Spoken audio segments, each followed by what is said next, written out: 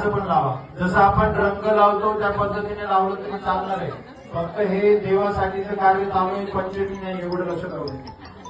आणि हाताला वगैरे लावा, जिथे तुम्हाला दिसते हाताला लावा, इथंच लावा. थोडस पाणी टाका त्याच्यावरती, अजून म्हणजे अजून तरी हे होईल, पाणी टाका.